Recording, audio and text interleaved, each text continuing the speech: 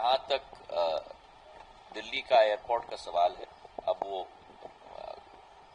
वास्तविकता ये है कि वो विभाग आज मेरे साथ नहीं है, लेकिन मैंने सदैव ये माना है, चाहे वो विभाग हो, दूरसंचार विभाग हो, उत्तर पूर्वी क्षेत्र का विभाग हो, इस्पात विभाग हो, जो भी विभाग हो, कि हमारे उपभोक्ता के साथ अगर कोई भी नाइंसाफी हो, और खास करके इसमें तो हमारे एक परिवार के सदस्य की जान गई, कोई कमी बर्दाश्त नहीं की जानी चाहिए किसी भी विषय में।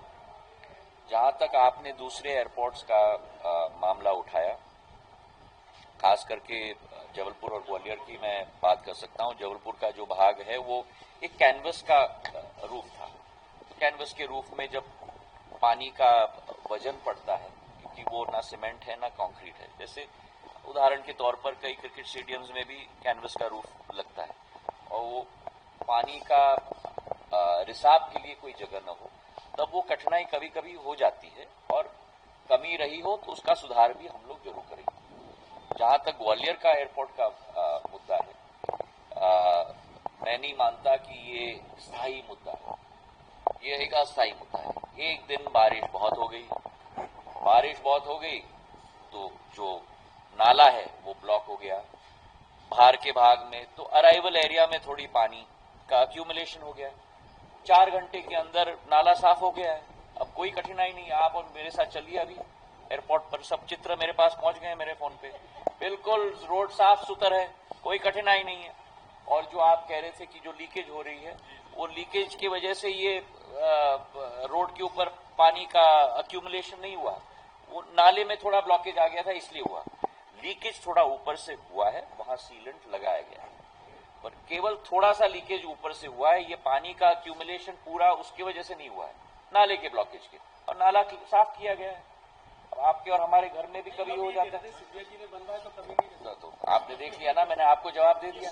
अब आप चलिए मेरे साथ, बिल्कुल रोजगार चकाचक ट्राई है वहाँ। रोजगार को लेकर कौन से प्रोजेक्ट चाहिए? ये सारी ज्यादातर जो आपने अभी योजनाएं बताई वो पहले से सर्वेश ये नहीं, पहले से नहीं चल रही है, ये पिछले 3-4 साल में ही, जब से डबल इंजन की सरकार आई है मध्य प्रदेश में, ये आपसे मत कहिए कि पहले से चल रही है।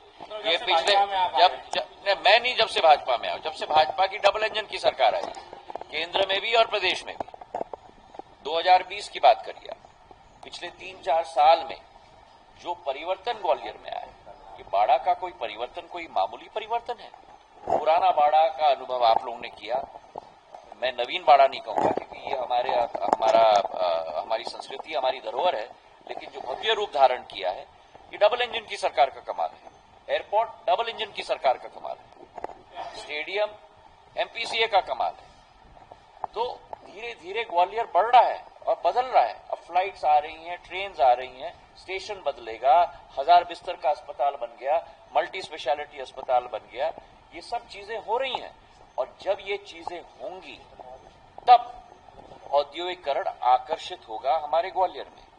जब तक आप ये स्तंभ स्थापित नहीं करोगे, तब तक औद्योगिकरण ग्वालियर में आकर्षित नहीं हो सकता था।